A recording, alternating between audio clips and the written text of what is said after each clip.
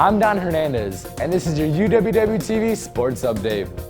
UW Whitewater football took on a highly anticipated quarterfinal game against the undefeated Wartburg Knights in Waverly, Iowa on Saturday.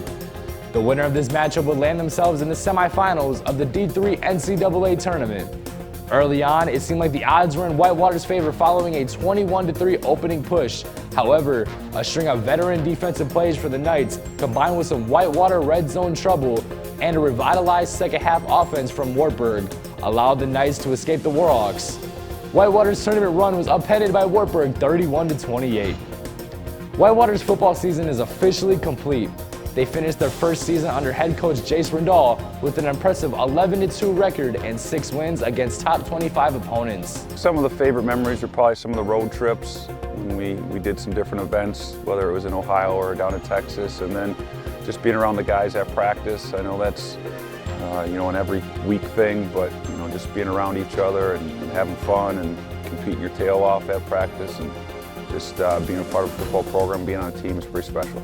Wartburg will play again at home this upcoming Saturday against North Central, who went into lacrosse last week and beat them on their own home field 55-42. The winner of that matchup claims a spot in the Stag Bowl.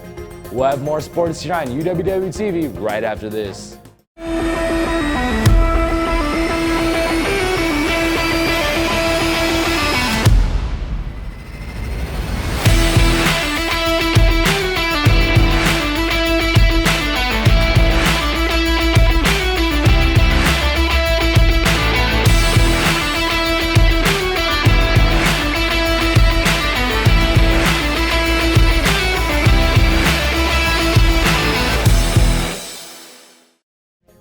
Whitewater men's basketball entered last week as the #1 team in D3 college basketball ahead of their matchup against Carthage College on Tuesday.